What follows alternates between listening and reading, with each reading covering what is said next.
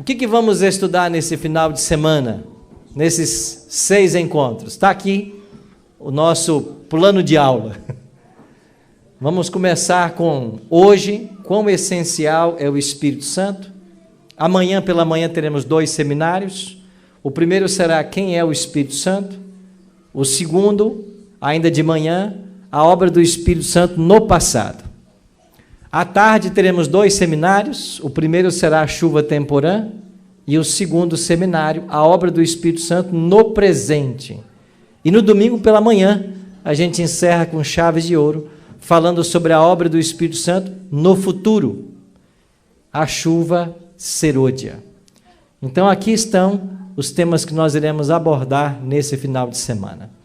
Espero que você se programe para você não perder nenhum momento, nenhum seminário, porque a gente vai avançando nesse conhecimento. Quantos sabem que montanha é essa? Monte Sinai. Algum tempo atrás nós subimos o Monte Sinai. É uma experiência extraordinária. A gente chega no hotel, na península do Sinai, a gente espera dar meia-noite, e aí a gente sai para subir. A gente sobe de noite, porque o interessante é ver o sol nascer lá em cima no Sinai. E a gente sobe umas 4 horas caminhando, e aí quando chega lá em cima, quando nós chegamos era mais ou menos umas 5 da manhã, não tinha luz nenhuma. E você olha para aquele céu banhado de estrelas. E sem interferência de luz alguma, eu me deitei lá em cima numa pedra e fiquei olhando para o céu. E pensando assim, foi esse mesmo céu que Moisés viu por 40 dias, enquanto aqui esteve.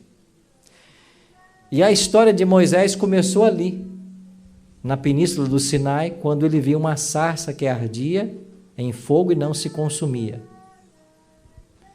E quando ele teve essa teofania, essa visão de Deus, Deus disse assim para ele, Êxodo 3:5, Moisés, tira as sandálias dos pés, porque o lugar em que estás é o quê? Por que a terra era santa? Por causa da presença de Deus ali. Eu vou introduzir toda a fala minha nesse final de semana com esse verso. Eu vou convidar você a nós tirarmos as sandálias dos pés. Porque estudar sobre o Espírito Santo é pisar em solo sagrado. O que significa tirar as sandálias? É você abrir mão de todo preconceito que você tenha. A gente fala muito de Deus Pai, fala muito de Deus Filho e quase nada do Deus Espírito. Ele é o Deus humilde, mas Ele é Deus de igual forma. E é por isso que nós temos que tirar as sandálias para avançarmos com esse tema. Para fazer o casamento com a temática que os jovens escolheram, né? Estamos em obra.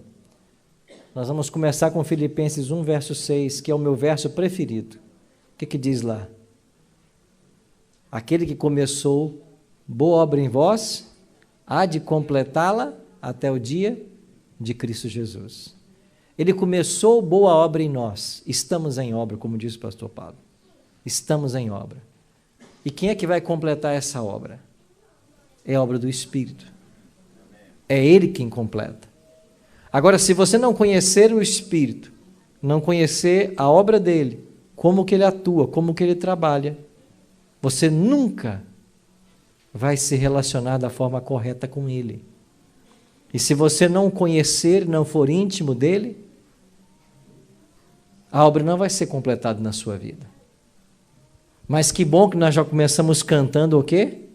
Espírito Santo, és bem-vindo aqui. Quão essencial é o Espírito Santo? Quão essencial? Os cristãos ainda não acordaram para o fato de que nesse tempo final, antes que Jesus volte. É indispensável, impreterível que conheçamos tudo sobre o Espírito Santo. E a palavra de Deus vai nos ajudar.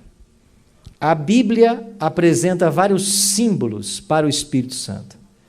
Você vai ter o símbolo do vento, da água, do óleo, da pomba, do fogo, do penhor e tantos outros símbolos que a Bíblia usa para descrever o Espírito Santo e sua obra. Esses símbolos não foram escolhidos de forma impensada. Deus os escolheu e os colocou na palavra para que, através de cada símbolo, uma faceta do Deus Espírito nos fosse revelada.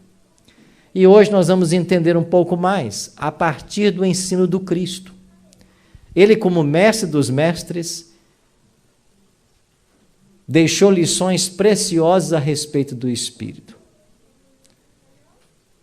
Se você pegar o Evangelho de João, por exemplo, a partir do capítulo 14, 15 e 16, é onde você tem a maior concentração do ensino de Jesus a respeito do Espírito Santo. Mas não apenas no Evangelho de João. Quando nós vamos para os outros evangelhos, nós encontramos parábolas alusivas ao Espírito Santo.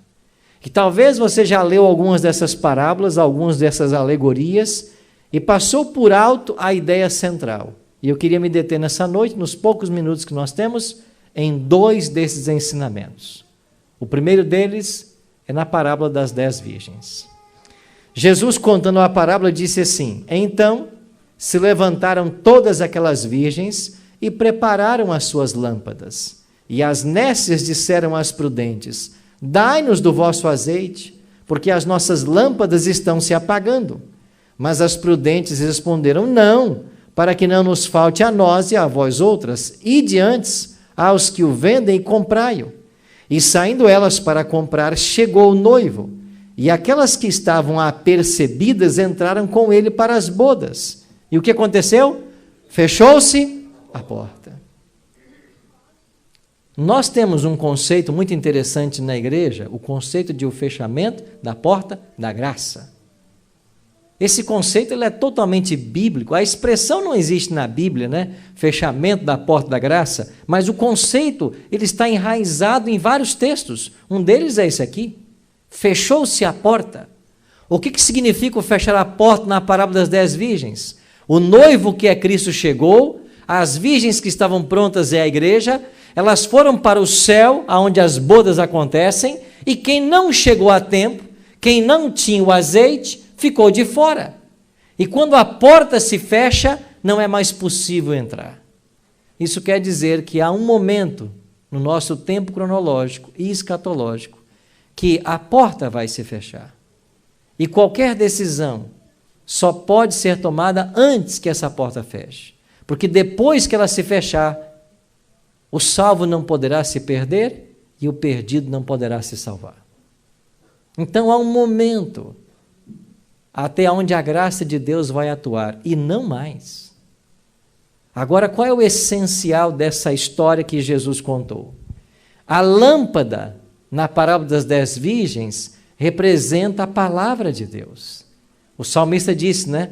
Lâmpada para os meus pés é a tua palavra e luz para os meus caminhos. As 10 virgens tiveram acesso à palavra. As 10 virgens conheciam a respeito do noivo. As 10 virgens sabiam que o noivo viria. As 10 virgens estavam esperando. E o detalhe mais curioso, as 10 virgens adormeceram.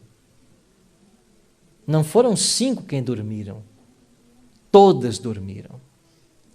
Acontece que, quando foi próximo da meia-noite, ouviu-se um grito. Eis aí, vem o noivo. E quando o anúncio foi dado de que o noivo estava vindo, ainda que dormindo, as 5 virgens prudentes tinham levado azeite de reserva. Acenderam as lamparinas e, em luz, seguiram o cortejo do noivo para a casa do pai. O que é o azeite dessa história? É um símbolo do Espírito Santo. Isso quer dizer que o Espírito Santo é imprescindível para se entrar nas bodas. Quem não tem o Espírito não vai entrar. Na Bíblia, o azeite ou óleo simbolizavam também a luz, era um símbolo de luz. Em 11 textos do Antigo Testamento, o azeite aparece relacionado com a luz. E um detalhe interessante, sem a luz do Espírito Santo, os nossos pés vacilam e nós somos deixados em trevas. É por isso que é o Espírito Santo quem guia as pessoas. Quanto tempo você tem de convertido? Quanto tempo você serve a Jesus? Quanto tempo você é cristão? Essa obra começou quando você nasceu. Em algum momento, quando você entregou-se a Cristo, foi obra do Espírito que operou na sua vida a conversão. É obra dele. É o Espírito que trabalha a salvação em nós. É ele que faz tudo. Agora, o azeite também na Bíblia é símbolo de consagração. E o azeite era usado na unção dos profetas e para o exercício do ofício real. Havia unção com azeite. E quando nós recebemos o óleo, o azeite do Espírito Santo, nós somos separados por Deus para uma vida de santidade e também para o testemunho. Em Atos 1:8 é dito que quando os apóstolos receberam o Espírito Santo, eles deveriam testemunhar. Então, é imprescindível ter o Espírito, mas o Espírito não opera só a conversão, ele opera também a santificação, e ele nos leva ao testemunho. Ou seja, em todo o processo da vida cristã, é a atuação do Espírito Santo. Então, na primeira história, as virgens que tinham azeite entraram, as que não tinham ficaram de fora.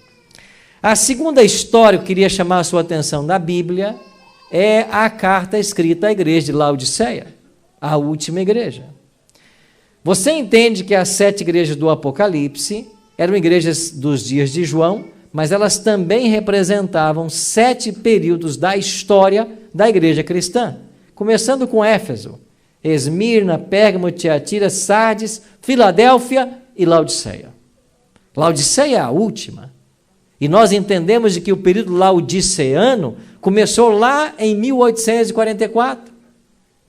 E como a palavra Laodiceia já diz, povo julgado ou povo do juízo, nós somos a igreja do período de Laodiceia, porque o juízo começou em 1844.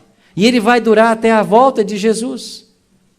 Agora, ainda que sejamos a igreja do período de Laodiceia, nós não podemos ter a mornidão laodiceana.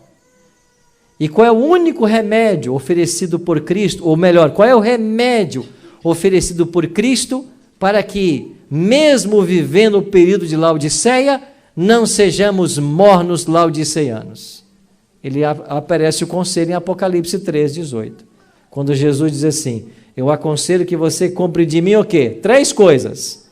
Ouro, refinado pelo fogo para te enriqueceres, vestiduras brancas para te vestires e colírio para ungir os teus olhos, a fim de que vejas. O que é o ouro? Aqui de Apocalipse 3:18. Fé e amor. A fé e o amor. É o ouro. As vestiduras brancas, símbolos da justiça de Cristo, das vestes puras de Cristo.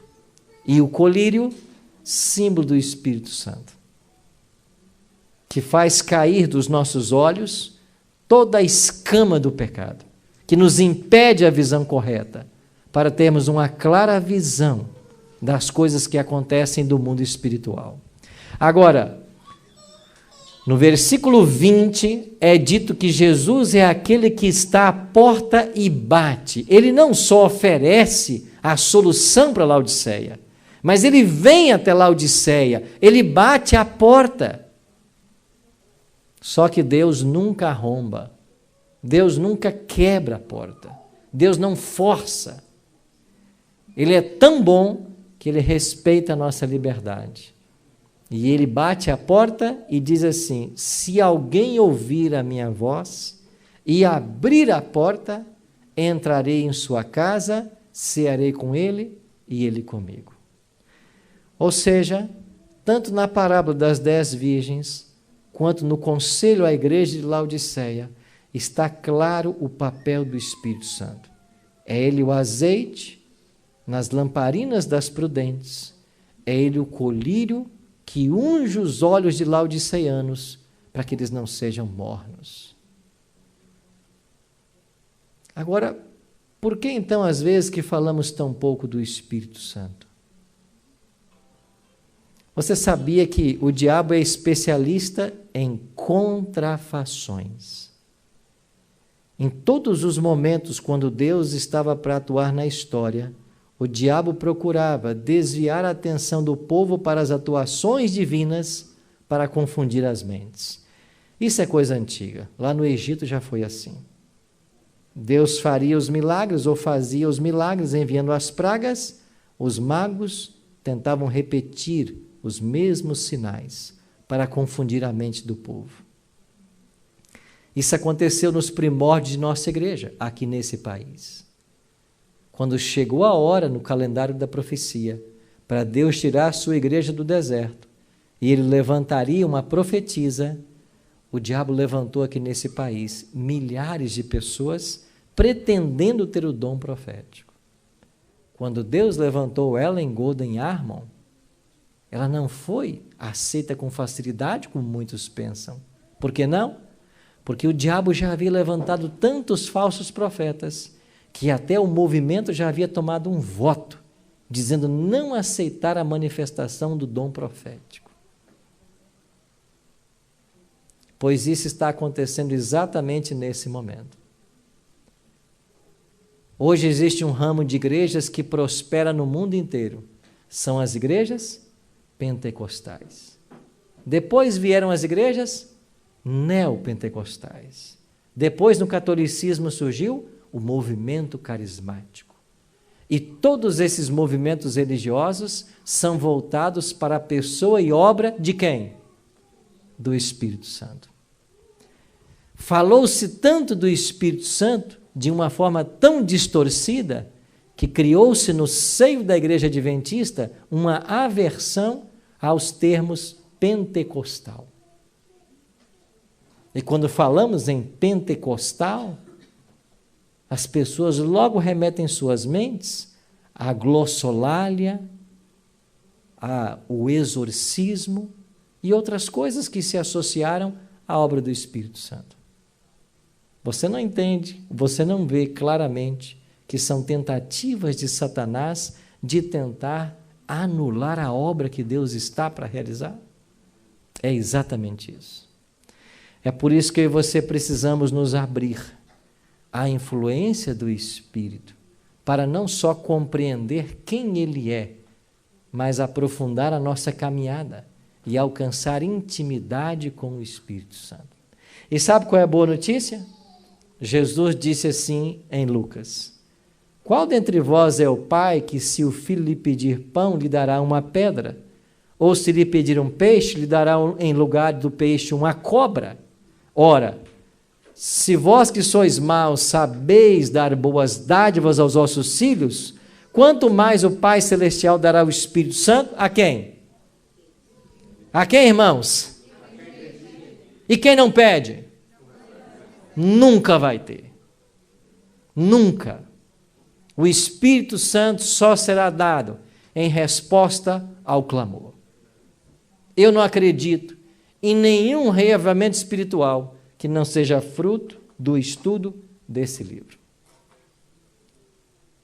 E eu não acredito em nenhum reavivamento espiritual que não seja fruto de clamor e oração pelo Espírito Santo.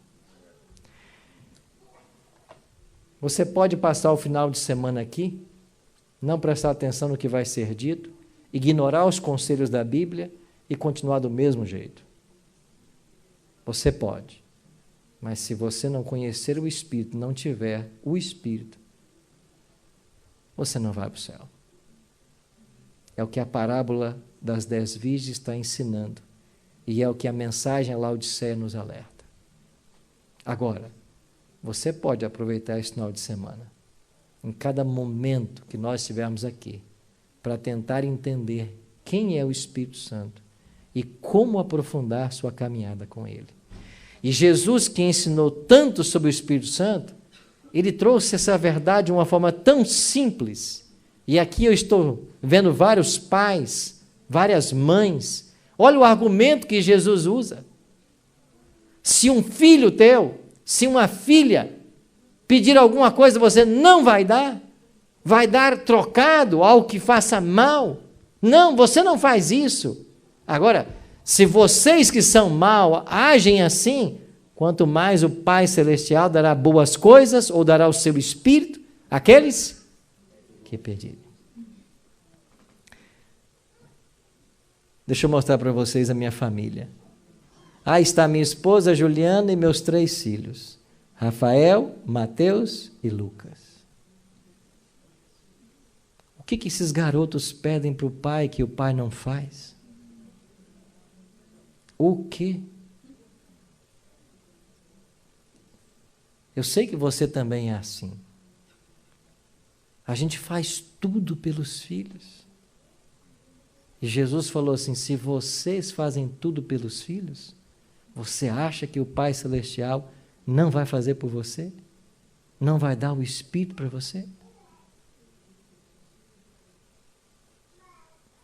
Irmãos, olha que interessante, pode passar. Ellen G. White escreveu isso há mais de 100 anos. Porque não temos fome, nem sede do dom do Espírito, visto como é este o meio pelo qual haveremos de receber poder. Porque não falamos sobre ele, não oramos por ele e não pregamos a seu respeito. O Senhor está mais disposto a dar-nos o Espírito Santo do que os pais terrestres a dar boas dádivas aos filhos. Ellen G. White pergunta, por que então não falamos mais sobre ele? Por que não oramos por ele? Por que não pregamos sobre ele? Por que não estudamos sobre ele? Por que não? E tem um outro texto que eu vou apresentar para vocês esse final de semana, extraordinário, onde ela diz que quando alguém recebe o Espírito Santo, ele traz após si, palavras da profetisa, todas as bênçãos do céu.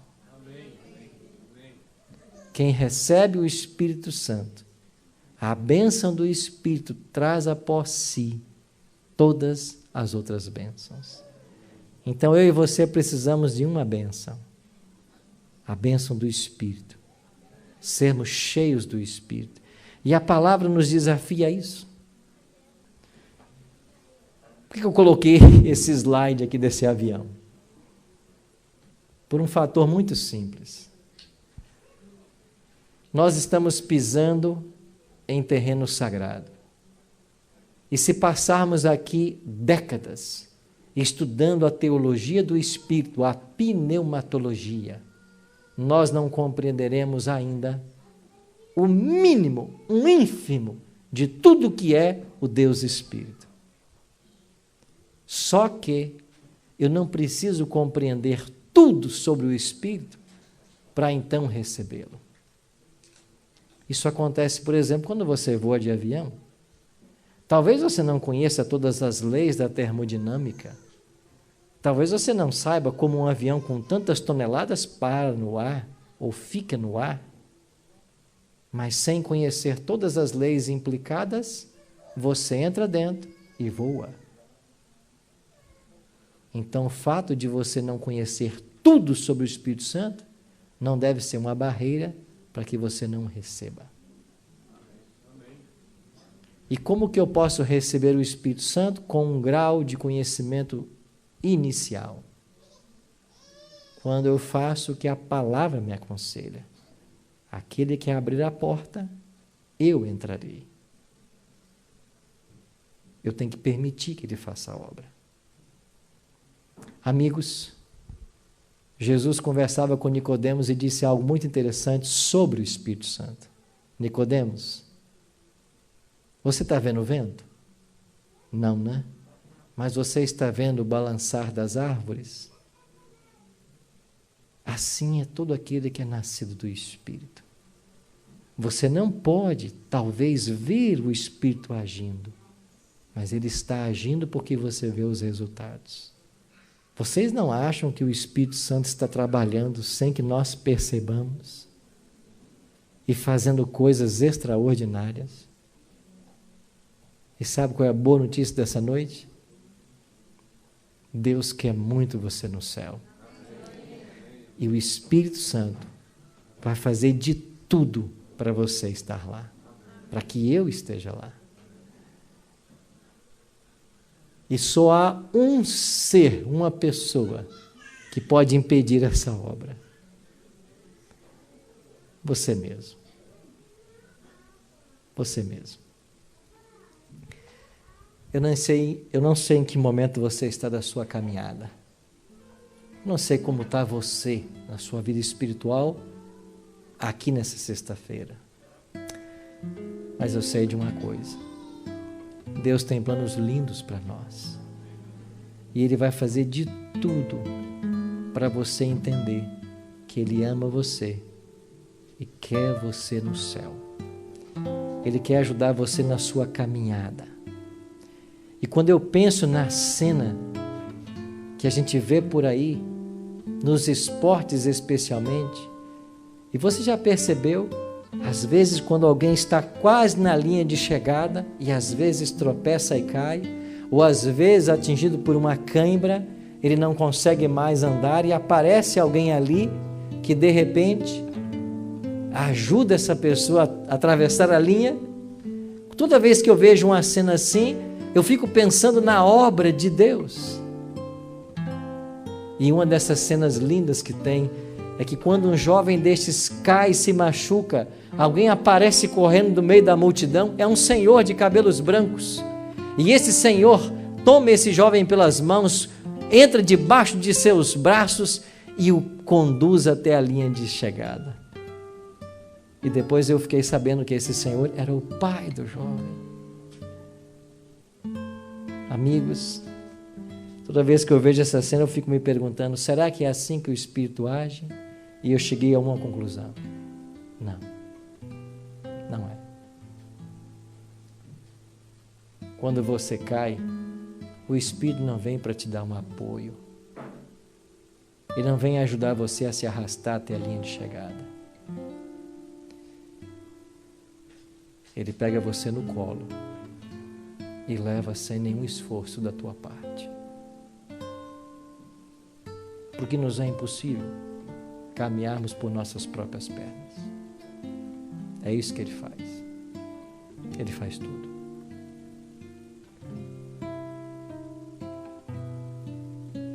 Se você veio para cá nesse final de semana, se sentindo longe de Cristo,